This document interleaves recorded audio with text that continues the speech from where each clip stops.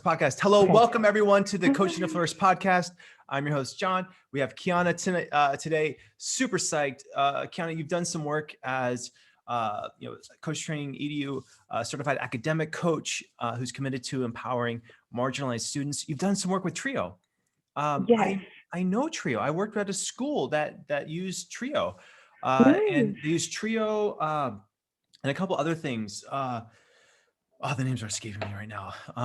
We have a 1-year-old, and sleep is like a very precious commodity. Yes. No, it's That's cool. not gonna go well. Cool. But there's that. And so you've done work with, was it Thomas Nelson Community College?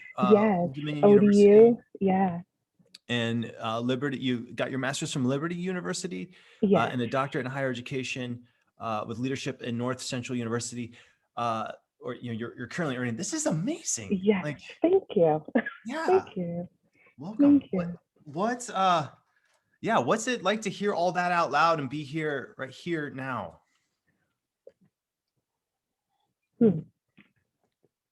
It's surreal. Mm-hmm. It's surreal. It's surreal. In my head as a child, I always knew I wanted to do these things, and now doing them, it's like I'm really here. Like I'm living out my dream, and not like a lot of people get to say that. Mm-hmm. Mm-hmm. And I'm very humble and grateful, and very conscious of that. That people can say I get paid to do what I love, and that's not everybody's story, right? So I'm really grateful for that. Yeah, that's when you're in the dream. Like this is okay. I'm just going to jump in. Coaching question style. So when you're in the dream like this, what's the most surprising difference between the dream and the reality of living the dream? How much imposter syndrome shows up? Mm-hmm. Yeah, you don't see the imposter syndrome or the inner critic, right? My inner critic's name is Felicia, by the way. But you don't see that in the dream.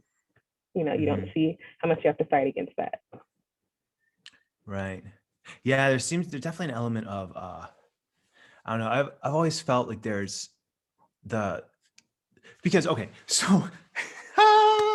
there's so many different dreamy parts of a whole entrepreneurship, coach training, changing the world, working with student type of journey, right? Like the whole journey of this thing. My experience when the reality of it feels, obviously like I don't have to work as hard to set my emotion where I want it to be versus the dream. I feel like I have to put effort into the emotion.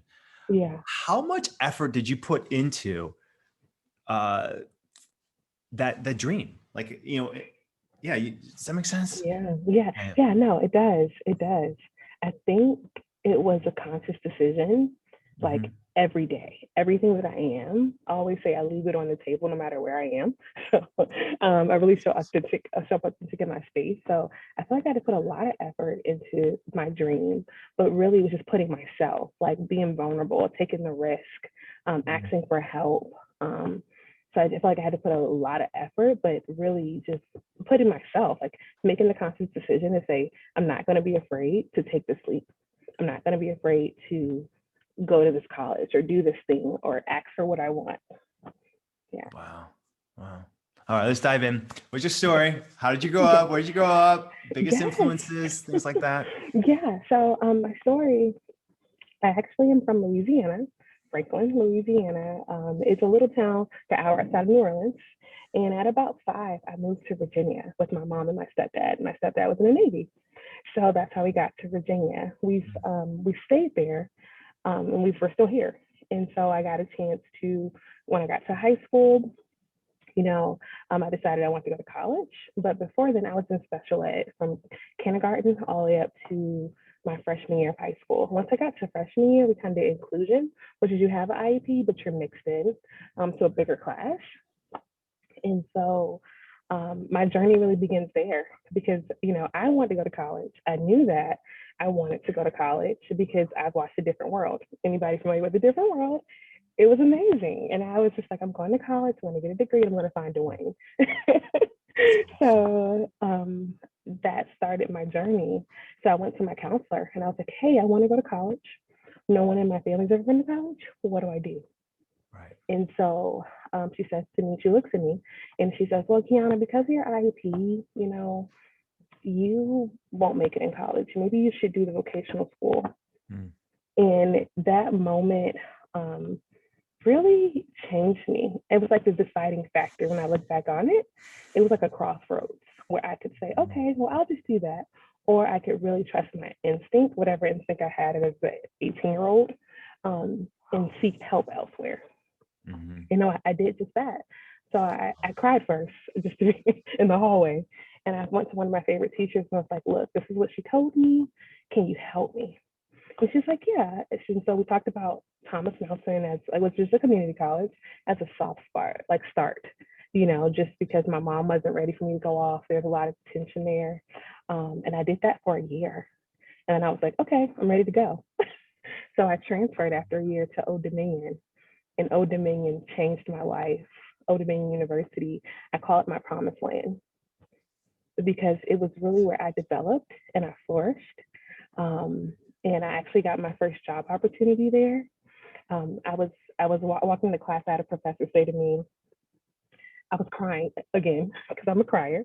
I said, I don't know what I want to do. I'm about to graduate. What do I want to do? And she looks at me and she's like, you know what you want to do? And I'm like, I don't. And she's like, yes, you do. And I was just like, and then she says, who are you? And stopped, right? And I said, I'm a first generation college student. And she says, what do you want to do with that? And I was like, I want to reach behind me and help others. And she's like, okay, we'll go to this lady. She's over this TRiO program, and I knew about TRiO. But by imposter syndrome, I was like, I'm not going to this lady. I'm not going to go talk to her. So I go to talk to her because my grade was in jeopardy at this point. And she says, I like you. I'm going to help you. And I said, okay. She's like, come back and see me every week. Let's talk about grad school. Let's talk about your future. And at the end of that 4-month period, I had needed an internship. And she said, I'll give you an internship. And I'll also connect you with another TRiO office. And it was great. At the end of that internship, she's like, I want to keep you around. I really like what you do with the students. Go to grad school and I'll pay you I'll give you a part-time job. Okay. And this is all in TRiO. At the end of grad school, I had all these interviews. I'm going to be an admissions counselor, going to work with students. She's like, the counselor's leaving. I'll give you her salary. You can have this job. And I was just like, what? You know, so talk about, like, for me, I think that having someone to push you and ask you those powerful questions and then lean into instincts ultimately led me here today. And so now I'm the associate director for TRiO Student Support Services at Virginia State. That's amazing, Keyanna. Yeah. It's just like mind blowing. Yeah. It's like you're the perfect fit. You're a gift. Yeah. Thank you. Thank you.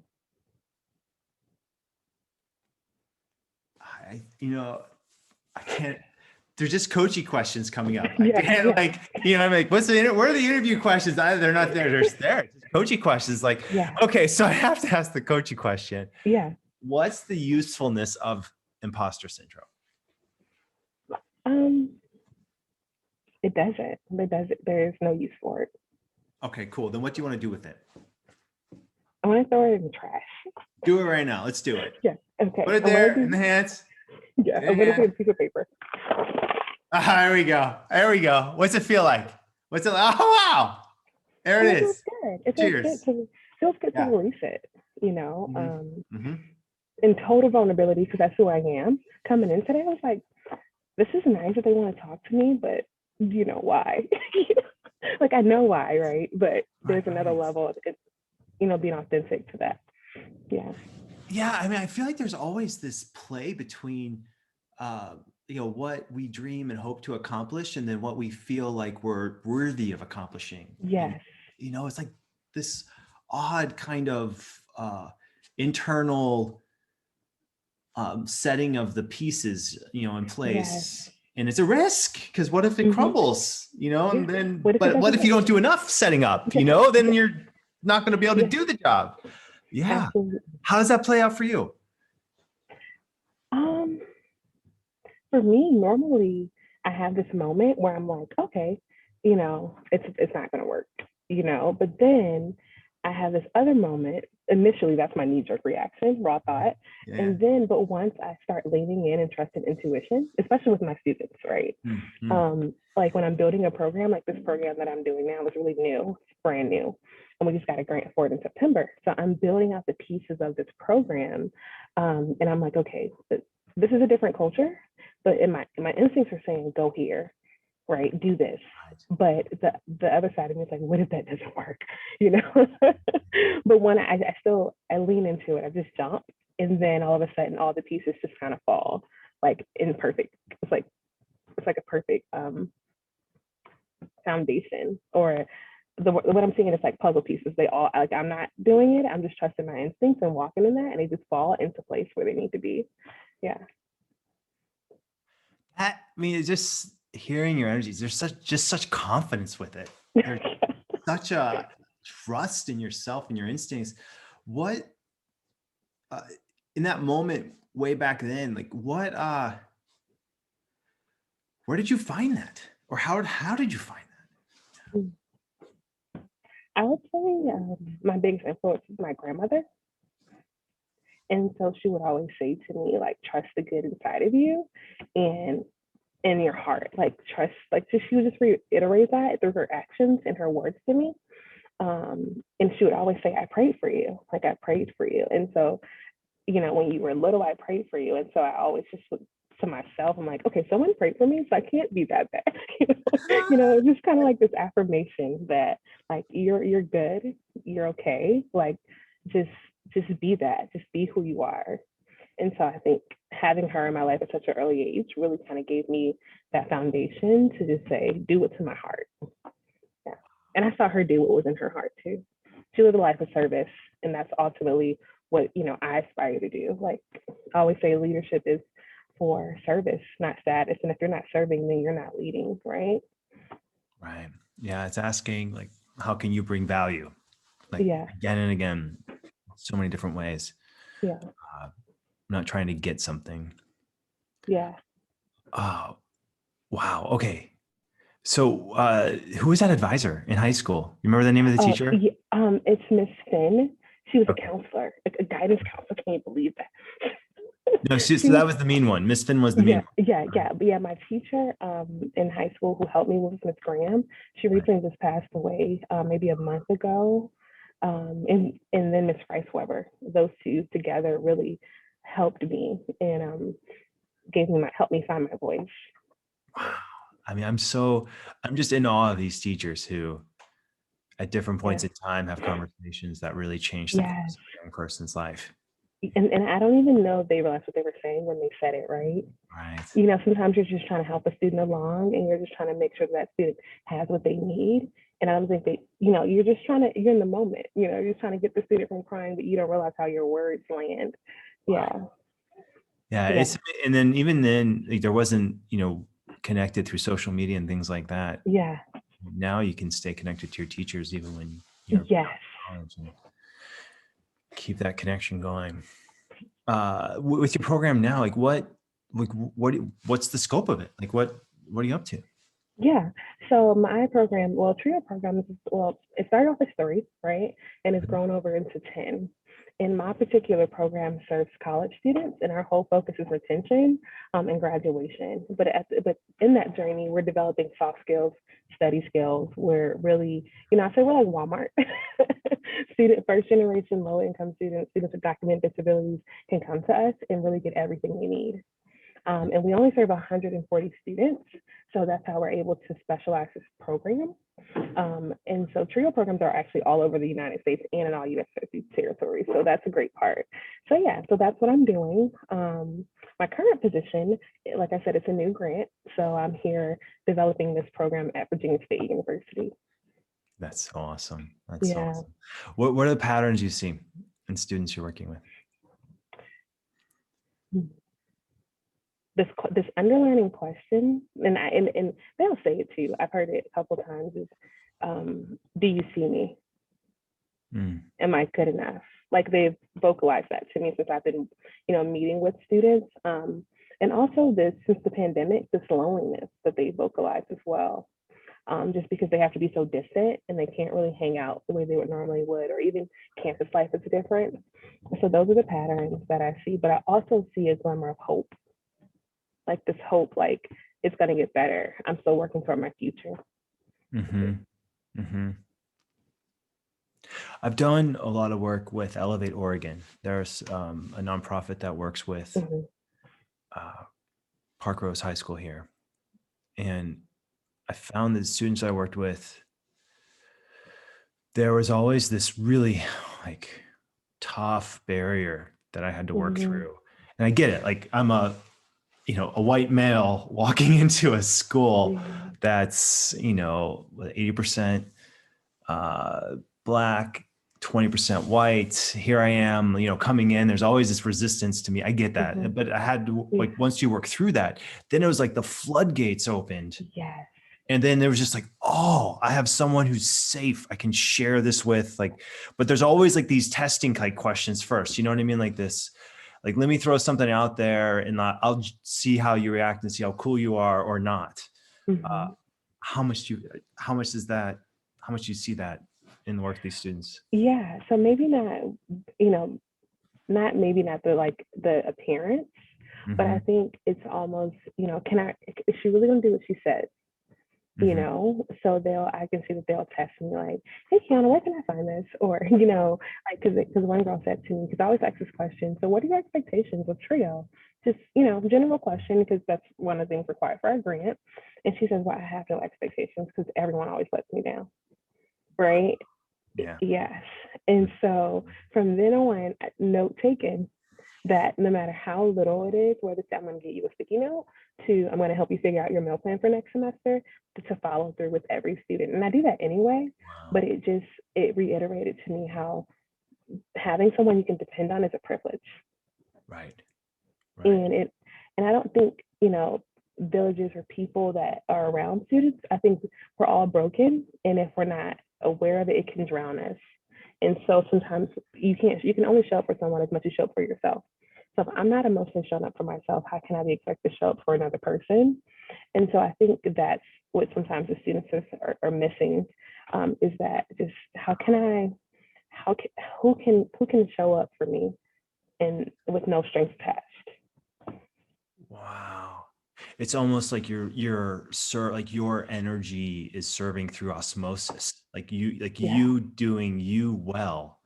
Yes. Is an energetic example for the next generation. Yes. And I always, people used to always say to me, like, when you show up as yourself, you give people permission to do the same. And I was like, okay, all right. But the more I realized as a leader that I do that, like when I just show up as me, I can see other people beginning to show up as them, and that's when that magic happens. Like we're all, we're creating this synergy of like magic, right? So yeah, I do. Yeah. And a lot of times students aren't looking for someone who's perfect, but just someone who's willing and that they could trust. Yeah, there's someone, like, I think it's a sense of there's a ton of negativity, toughest situations I've ever heard happening in my life, and they're young. I mean, they're like, people I worked with, was with Elevate Oregon was mostly high school students. So couch surfing, not eating, not sleeping, like just abusive relationships, like the whole thing, heavy.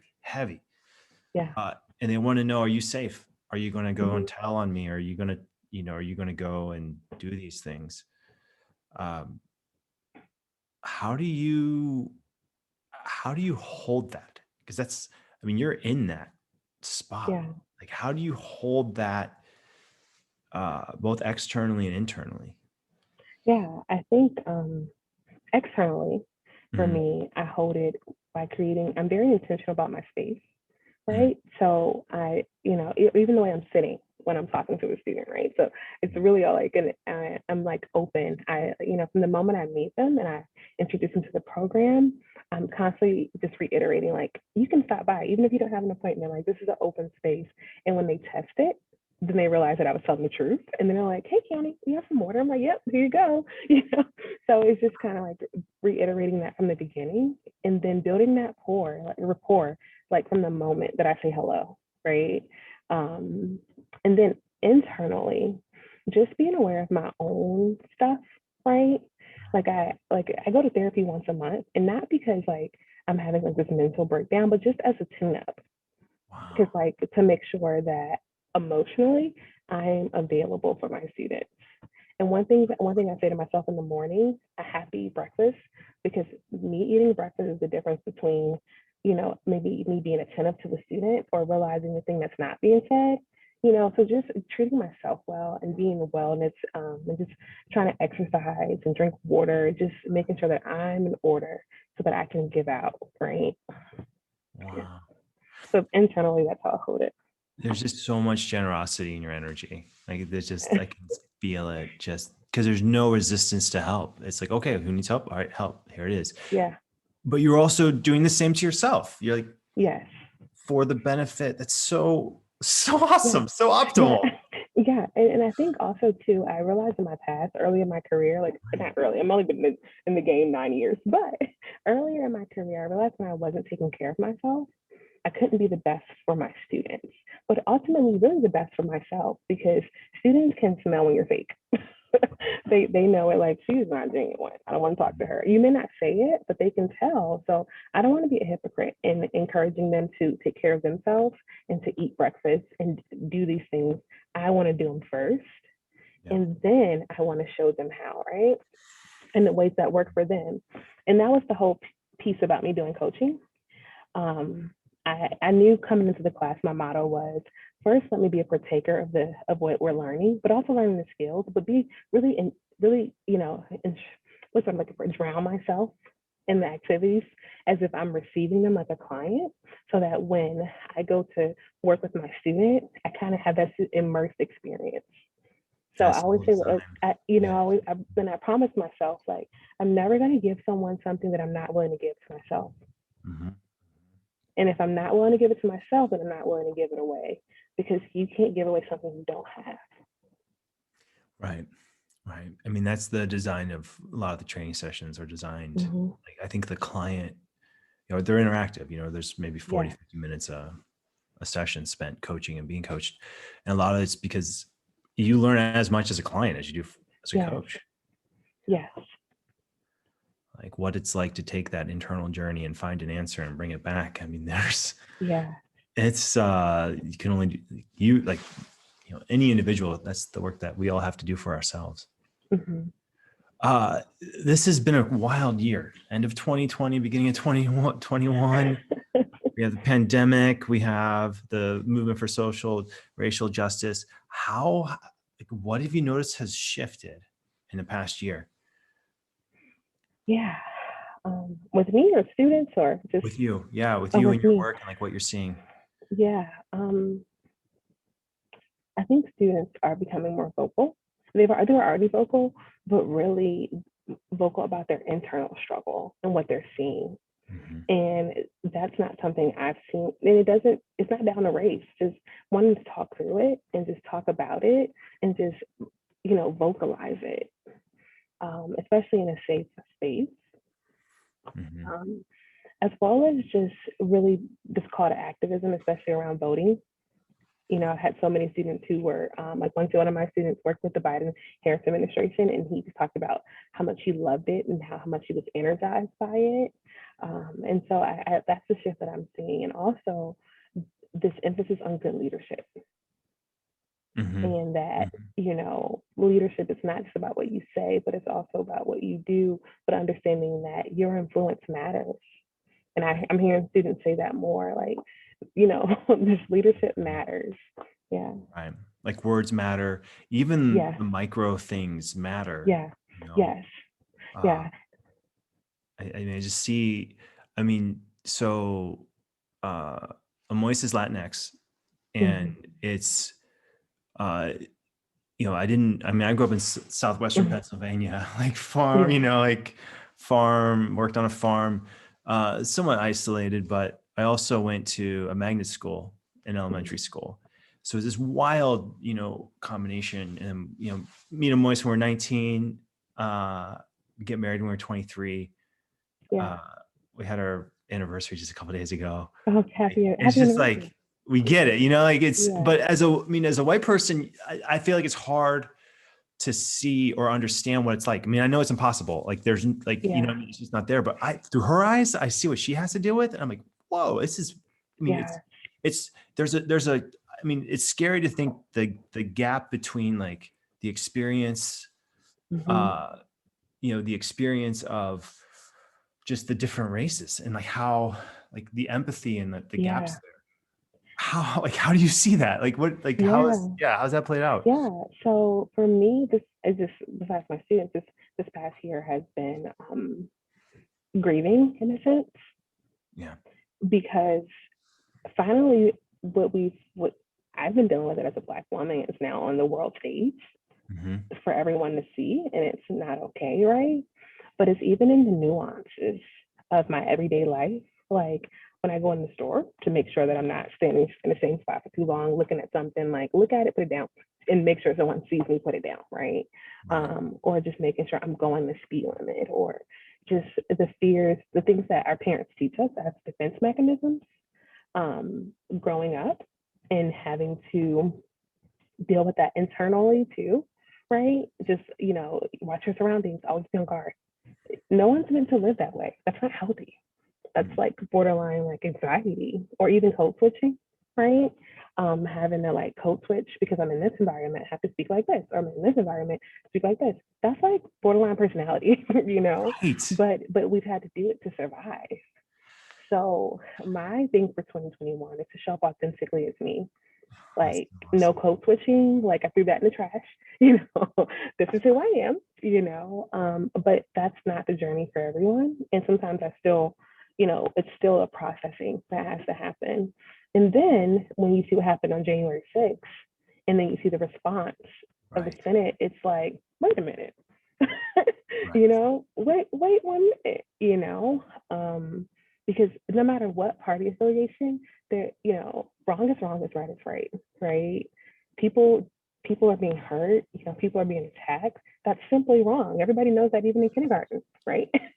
And there are consequences. You go to timeout, you change your chart. So even as an adult, like when you see that just because of the color of a person's skin or the, you know, party affiliation, that they can get away with something, it is very disheartening. It's very it's like, okay, here we go. I wasn't surprised by it, but it's annoying at this point. It's like a little fly that just won't go away. I'm like, how could you not see this? Right. So yeah, it's definitely privilege. The privilege of it all just, it irks me. And I've definitely just been trying to process that, you know. So yeah, so 2020 for me, like I said, was grieving, and 2021 is like, you know what? I have some work to do and some healing around that, but also being true to my story. Yeah. You know, I just thank you for all of that. It's disheartening. I feel like there's this disappointment of wanting society to be further along than what it is. Yes. And I mean, in my experience, like looking at, you know, how different races are treated through Osmosis, you know, like a small brown woman versus a white male. There's so many little micro things. Yeah. And also too, one thing I said that I feel like for me, education has been the great equalizer, right? For me, that's just my journey. I can't speak for everyone else, but like I had a colleague who comes from a very affluent background, you know, like both parents went to college, have careers, and I came from a background where my parents didn't go to college. They didn't, you know, they had jobs, but it was no careers. So we both took this journey to get our education, and we ended up in the same position. But had I not had TRiO or had programs like that or professors, my story would have been very different from hers. Wow. And so, you know, having these access programs like TRiO, or having someone in your life to give you that equity is so important, you know. And so yeah, so it's in our roadmap too. Like we are actively looking at how do we bring coaching into more like communities that don't necessarily have access to coaching. And that was my that was one of my main motivating factors for wanting to become a certified coach, is people are like, are you going to start your own business? I was like, no, it's all for my students, because otherwise they wouldn't have access to this type of programming or coaching, or, you know, even as I'm building this program, I'm building them with the mindset that my students are whole. They're not broken. You know, they come to the table knowing what they want, and it's my job to help them unlock that and articulate that, right? And so, yeah, so that's just really my heart and why I wanted to be a certified coach. Yeah. I feel like education is the equalizer. It is the thing that, I mean, you put a doctor in front of your name, all of a sudden changes everything, right? Yeah, you're Dr. Hawkins now. Yes, it changes everything. And I also recognize that I knew that I wanted to move up in leadership. Right. But as a Black woman, the reality of it is, without a doctor in front of my name, I can't be a VP of student affairs. I can't be a president. And that's not the case. Some of the white counterparts I Googled, they have their master's and they were presidents, but I knew that's never going to be my story. And that's just the reality of it, right? So, and I'm not trying to have a seat at the table. I'm trying to bring my own table. Actually, I'm trying to build a table in the room and invite a larger table for everybody. And you can design your own chair. But yeah. Move that little table out. You know, let's all build a table together and make this work. Got a whole new table. We get a whole new table. Oh my goodness, I love it. No, I think it's something that we, as a society, you know, we've wrestled with it for a while, but we still have like the final answer is still very poor. Like it's still not there.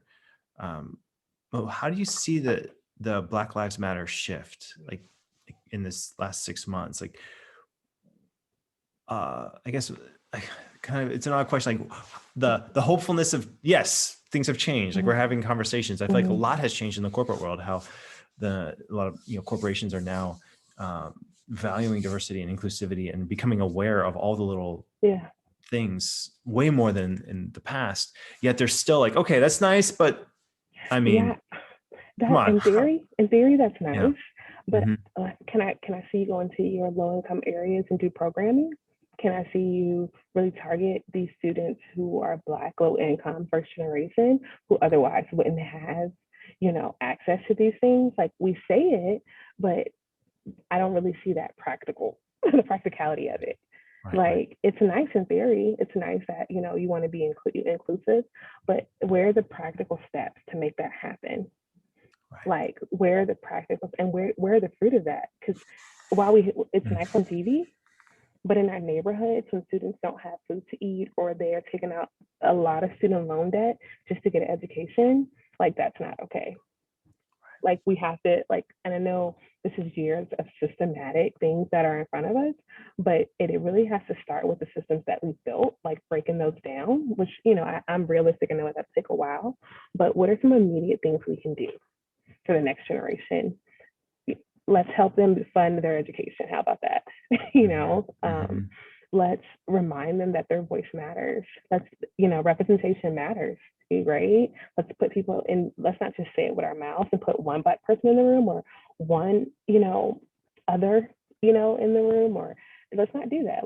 Let's really give them a voice to share their thoughts and opinions.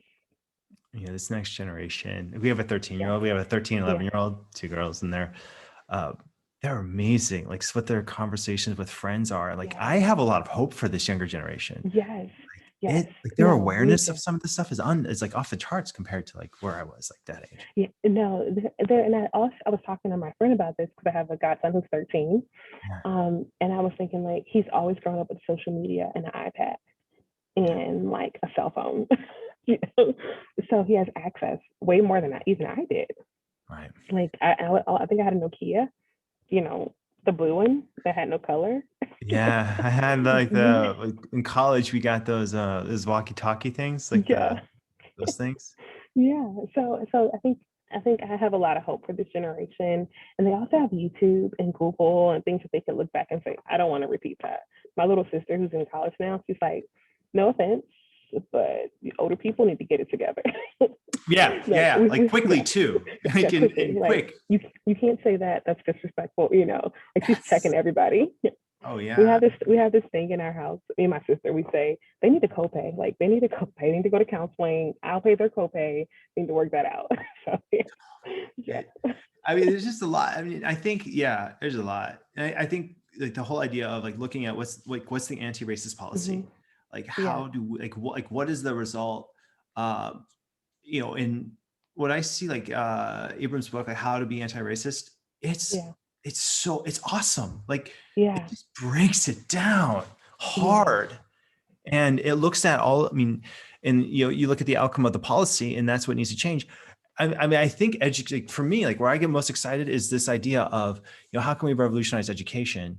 Yes. How can we bring life coaching concepts into education, which is exactly what TRiO, like the work that you're doing is. And that I feel like this is what changes changes really the course of lives and generations. Yes. And I am a true testament to that, right? Like my life has been completely changed by education, because to me, it was the keys to changing the narrative of what had been my life, and just allow me to have things like health insurance. Like I wouldn't have health insurance if I didn't have this job, or a job like it that I could, like, if I'm not feeling well, I can go to the doctor and not worry about this big bill. I know so many people my age, and even older, who just put off going to the doctor, and they died of things that could have been prevented because they were worried about the bill. Like what? And so, while people say this, oh, college isn't everything, I tend to disagree, because it gave me access to things that I would not have access to, like a car or a safety net or food to eat every day, like to be able to provide for myself. And I know some people are like, what? Because they're like, my family, they were working, my mom and dad, they worked. They can't, I'm not inheriting all this money. I'm not a Kardashian, So I had to go out and make my way, and college did that for me. The numbers, I mean, that's what the numbers say too. There's a big difference between people in income, lifetime income, who graduate college versus people who don't. Yeah. And the numbers play it out. And I can see, I mean, it just feels like when, people have, education, more opportunities open up. And especially people of color. Right. Especially people of color. And also, I feel that, for me, I feel that, sorry, I get emotional. I just feel like we don't push it enough. It's not pushed enough, and it's okay to be like, oh, it's okay, we can help a few. No, everybody needs to be helped. And this is our future at stake. And it also, to me, education is a bridge. It's a bridge from, of access. And that's what I kind of like my personal work mantra. Like, I'm here to be a bridge of access, Yeah, it's a wow. I mean, I'm in awe, because I mean, I just see it. I think, just the whole system, Yeah. Like, Yeah. So for me I kind of, sometimes I get overwhelmed thinking about all this, and I say to myself, but my job in all this is to change the world one student at a time. Wow. And it makes it so attainable. And everything that I do is the foundation of it. I'm changing the world one student at a time. And also, not just one student, but one first generation student, one low income student, one student with documented disabilities. Like these are the people who are going to lead our nation, and they're going to lead it with empathy and trust and ethics, because they know what it is to struggle, and they're going to reach back and they're going to help someone else. So, yeah. How to be, what's that question I'm always is that, like how do we be good ancestors? Like, how do we, really set our, little ones down that path, but not just us, but just the legacy. Like what are we doing? I find there's such a, I mean, as hard and heavy as this is, there's also a, we'll call it like an emotional floor that is there because of this work, because doing work that feels like this is purpose, this matters. How have you found that emotional floor for yourself? Yeah, remembering my why. Yeah. And remembering my why and remembering why I decided to do this in the first place, and also to feeding myself. Like I was just some of my best mentors, like Brene Brown, Sarah Jakes Roberts, people, women like Oprah, like just kind of feeding myself a lot of that. And then coaching, training EDU, that really was like, it really helped put a lot of things in perspective for me that I was already kind of like rolling around in my head, but it gave me language. Yeah. So I try to be really good to myself in my work. And there's a lot of fun that comes with it too. Like we get to experience growth with these students and see them graduate and go on to become doctors and all this amazing stuff. So yeah. Gosh, yeah, it really does. So remembering the faces. What was your favorite exercise in the training? Oh, all of them. Okay, but no, I'm not gonna be that person. Oh, okay. So when we did inner critic, and then I think either the next week or a few weeks later we did future self. Mm-hmm. And so now when I'm having a moment, I said, well, what my future self say to my inner critic? And it just, my inner critic disappears. Yeah. So I love my future self. Like she's on my, my vision board because her name is Dr. Black Girl Magic. And so future self is definitely my favorite. And I'm actually going to do a workshop with students about future self. So I'm really excited about that. Right. There's been a bunch of research that we've done in the last 6 months on future self. And I got this book. It's The Psychology of Thinking About the Future. It is blowing my mind. Like I'm going to download that on Audible. Oh, it is. Because there's so much so I have a couple questions based on this for you, just for fun. Okay. To what degree do you feel like your future self is the same person or separate? Or, how do you see her both as the same and how do you see her both as separate? There's uses to both different views. So I like to do things in degrees. So I would say my future self is about 5, like a way for a degree different, only because she has a little more experience and she's a doctor. So she like defended her dissertation and she like got through that literature review, so she is a doctor. And also just her overall, I want to say position, career is different, but her heart and her mentality is still the same. Just being generous and humble and knowing, not taking things for granted, and being willing to, it's been freely given, freely give it away. So that's why I say it's about the middle of the road for me. Out of 10. So it's out of 10. She's about a 5. That's rad. So rad. What would she say right now? She would say, go girl. Go girl. You're doing it. That's so rad. And she would probably also say, just continue to be authentic. Continue to show up in the space as you. Wow.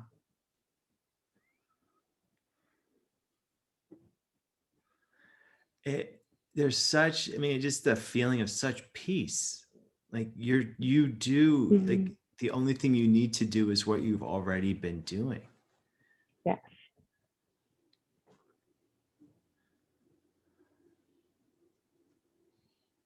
I feel like that's a rare thing in this world to have accomplished.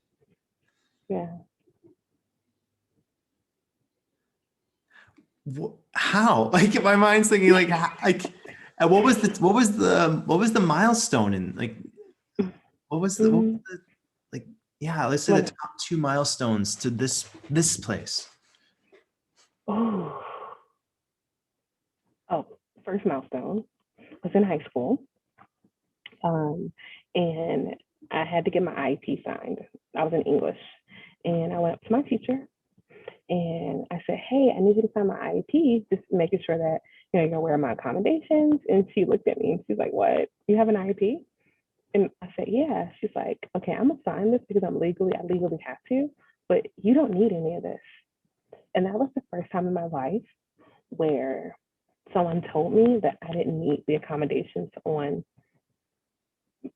my IEP. because I really didn't. Like I was just, it was just at normal, and it was, well, that's what we did. And, you know, but she's like, you have an A in this class and you haven't used any of these. And so in that moment, I was like, you're right. Like I looked at it and I read it and I was like, you're right, you know? And so from there, that was that moment, like, I'm good. I am good. And I deserve to, whatever's in my heart, I deserve to pursue that. Because education for me was such a big barrier, and it was such a struggle. And to learn, to hear someone say that, articulate it for me, that was my first milestone. My second milestone was when I chose my major in undergrad. At first, I was like, I'm gonna do sociology. This is great. I got into sociology, intro to sociology, and I got a D. And I was like, I don't like this, you know, because it's good, but it's not what I want to study like in depth. And one of my friends was like, you seem like you would really enjoy human services. Like, and I was just like, let me Google this, you know?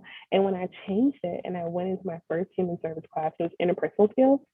I was like, these are my people. Where have I been? You know, like it was amazing. And so I think those two were milestones where I feel like I kind of flipped into this divine sense.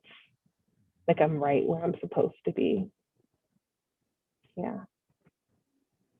It's such a compelling feeling. I know sometimes I feel it after the coach training classes where I feel like I was born to do this work.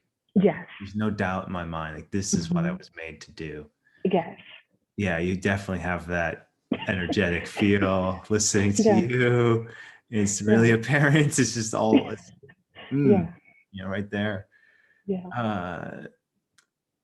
Wow. Okay. So, I mean, my coaching question is what makes that bigger? You know, like how, like what makes that feeling even bigger? Yeah. I know we're running short on time. Yeah. Yeah, let's go there. And then I have two more questions to finish it up. Yes. What makes it bigger is being authentic. Yeah. It's showing up as Keyanna Hawkins, born on December 26th. Just showing up as her without all the life filters and the trauma that is, you know, that life can tend to throw on you. Just remembering, no, who you are. One of my favorite songs is from Beyonce's Kingdom album for Lion King. It's like you have the keys to the kingdom. It's already inside of you. Like she kind of says that. So yeah. So just be. And that's what I try to help with my students.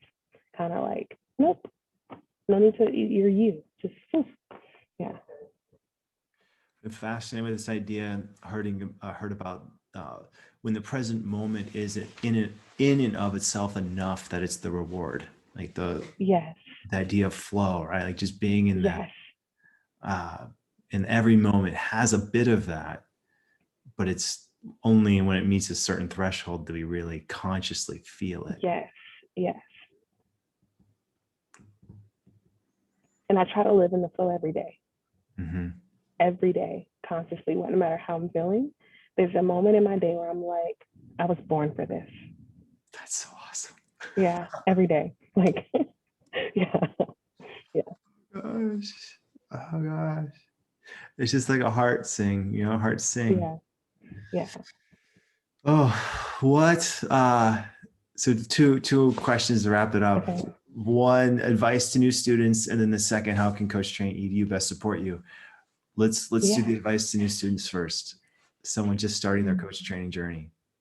Yeah, trust yourself, trust the process. Those would be the two things: trust yourself and trust the process. And then if we're coaching, trust the client too. The client knows what they come to the table, they know, maybe they need a little help figuring it out. And then how could Coach Training EDU help me with the work that I do with students?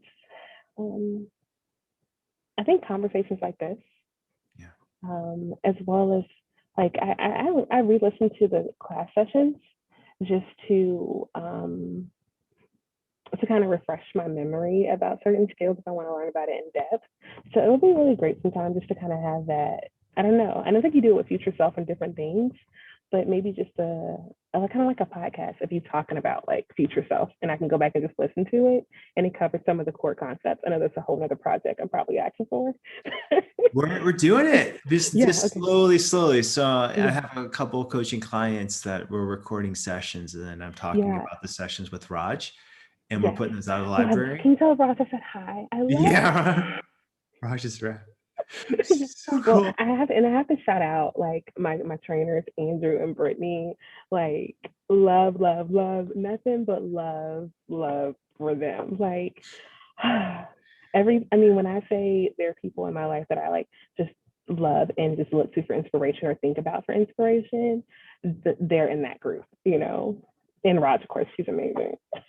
I just feel like, again, like, you know, people who like education, people who like coaching, like, these are our people. These are our people. I just, from the first day, I was like, oh my gosh, they're going to be great for us. So yeah.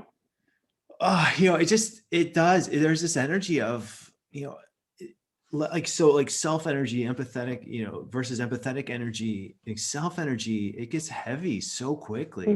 But empathetic energy is just, it's electric. It's yes, and it's electric, and it's so natural. Like it happens so naturally. Before you know it, you're like caught up in this thing. Like I feel like I'm walking on clouds, right? Yeah. Oh, and then it's a thing. Yeah. So Raj and I are working through them, but we're only getting through. So I'll do a session. On these tangents, but yeah. I'll do a session, and then it's like for an hour, right? And then it takes us like 3 hours of commentary on a 1 hour session, you know, just to get through the thing. So we're building up the library, and we'll, you know, part of me thinks like, what if we made like like this podcast like into like more of like a reality TV, like, but you know, like a reality coaching show where I coach people in real time, you know, coach people, and then like we show the coaching journey, like just that would be. And I think it's great to kind of just, when you're, you know, you try to use it every day, but when it's like, I think I just ended my class ended in November, but it's still trying to just kind of keep those skills at the forefront of your mind. And I don't have time to go through the book and read. It'll be great to listen to it on my drive to work, or, you know, and that's one thing I miss about the course every Wednesday, you know, just having that time. Yeah. It's lovely. I know. I used to teach a lot, and then now I don't ever. And we're very, very small little bits. But to get back in there, and so we are doing a teams and relationship course. I think I'm going to give you that. We're looking at a start date, maybe a couple weeks. And then I know Andrew and Raj are putting on a diversity inclusivity course. That's going to be beautiful. Oh, it's like it's already like, gosh, I'm just like, you know, because I think a lot of the work is not, I think it's so, my experience of it is so much of the work that's done in inclusivity and diversity. It's so, it takes such courage. It takes and vulnerability. Like just crazy amounts of mental, emotional energy. And there's so much tension in it that it's just this like field of generous insight. Like that's the formula for generous, life-changing, you know, generation altering insights. That I just feel so grateful for all the work and scholarship and mental, emotional energy that's gone into it, and looking at it not as a sidecar, but as something that enhances the understanding of coaching. Even the understanding of society and human beings. I mean, wow. Keyanna, I'm just in awe of you. Grateful for you. And it's so honored that you're part of the Coach Training EDU community. It is my honor. Like I have to put in the top 10 moments of my life so far, right? And I put it right along with like earning my bachelor's degree and my master's degree, because it was so life changing, and really enhanced my work and enhanced me as a person. Thanks so much. Kind words. And thank you those who are listening live. Thank you who are listening to the podcast. This has been another cast of the Coaching and Flourish. Thanks everyone.